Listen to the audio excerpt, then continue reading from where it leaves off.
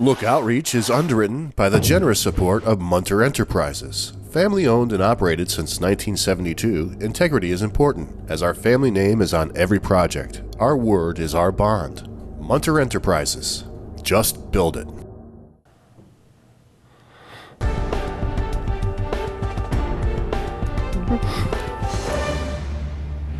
Welcome back, everyone. Well, maybe it's a product of age, I don't know, but it seems like the older you get, and you move into being a grandparent, or you have friends who are grandparents and whatever, and you realize how precious a nuclear family is. And then you also realize over life that it isn't always what we used to call Leave It to Beaver, which was a sitcom back in the 50s where there's a stay-at-home mom and there's a dad and the kids are happy and everyone is happy. Well, as I'm sure many of you can attest, that ain't the case. And I just wanted to say one thing. This is Denise Miller, who's a foster parent. And this is Bill Marszalek, who is the executive program director for Northern, you've got to get this name. Northern Rivers Family of Services. Northern Rivers Family of Services, which is a adoption, a company that helps you adopt children. I still can't get that right, but whatever it is. You know foster why? care. You know foster why? care I'm is thinking about something that you said to me. You said to me that in the between 60 and 65 children that Denise has helped by being a foster parent, they come home. And I don't know about you, but boy, that just really struck me. There are so many times that children can't go home. You know what I mean? Mm-hmm. So, Bill, just set up. I know I kind of stumbled my way into this interview, but it really gives you something to think about. Frame this for us. What kind of services do you provide? What is the need out there? What do you see out there? Well, what it is adoption is a piece of it, and foster care is the other part of it. You know, what happens, there are lots and lots of children out there in all of our communities that there's abuse and neglect going on in these homes.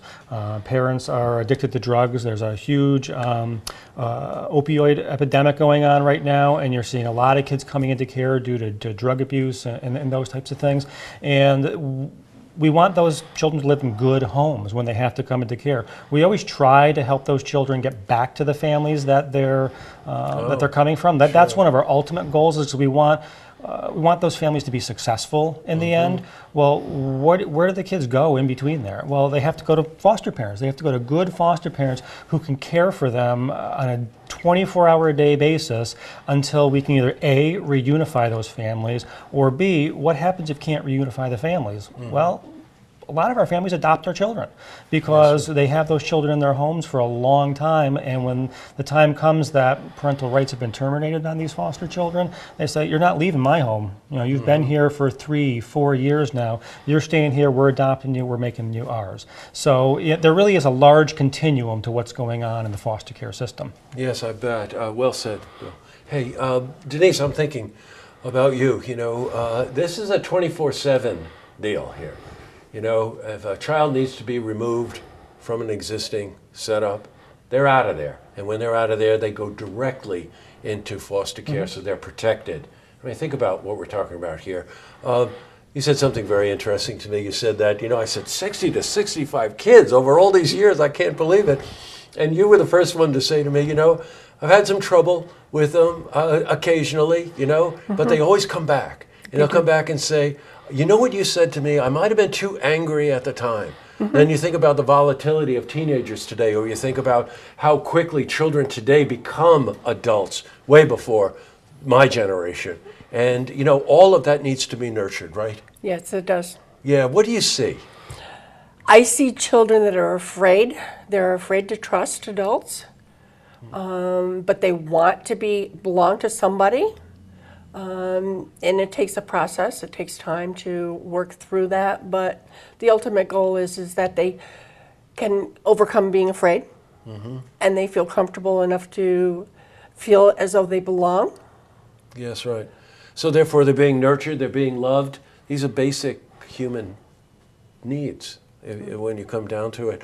You said something funny to me too. You know, the 25 years that Denise and her husband have been accepting children into the home, that they do come back on the holidays. Now, if you want to fast forward 25 years, Some of these kids are married now. They have their own kids. Right.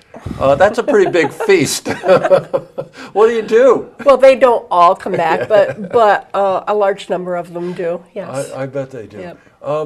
You told me briefly before the interview, you and your husband sat down, you had your own children. Right. And then one of your friends of your daughter was in trouble.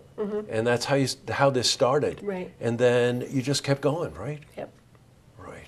Any advice to people that would be interested in trying this? You have to go into it with your eyes open. I mean, it's not for everyone. But if you like children, which I love my teens, and I wouldn't give them up for anything, it's so worth it. It is really just so worth it. Just you've got to try it. You got to try. You know what? Usually when I do interviews and it's a nonprofit organization or a community-involved organization, it's a fundraiser or something. That's not the case here.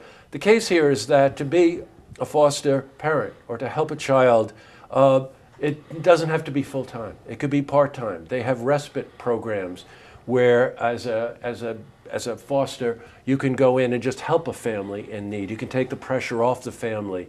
There's a number of ways for this to work, and there's really only one way to find out about it. GiveHopeAHomeNY.com.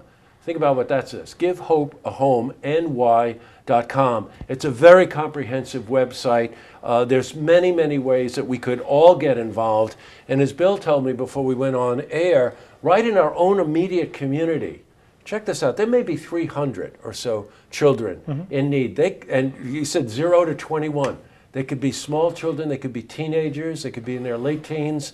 They all need a place to come home, right? One form or another. They all need to be loved. They all need to know it. And that's the basis for success for any of us. Right. It really is. Okay, your mission, should you choose to accept it, GiveHopeAHomeNY.com. Well, thank you very much, Bill, for coming in. It's my pleasure. Nice to talk to you. And Denise, real pleasure to meet you. Thank you. And You too. good luck to you. So you're going to keep going with this, right? Is that? Oh, yes. Oh, yes. Well, you are an inspiration, I'll tell you. Real pleasure to meet you. Well, my kids are great. They're awesome. Yeah, I bet they are. And kind of wrap things up. It's Sure. like we want strong communities, and foster parents build strong communities. And I really want people to think of that. That when foster parents, they care for the children in their communities, and it's just part of the entire continuum of working together to help our families be strong. Yeah, well said, Bill. Really good. Thank you both for coming in. Thank you. To see this interview again, you can head to our website, looktvonline.com.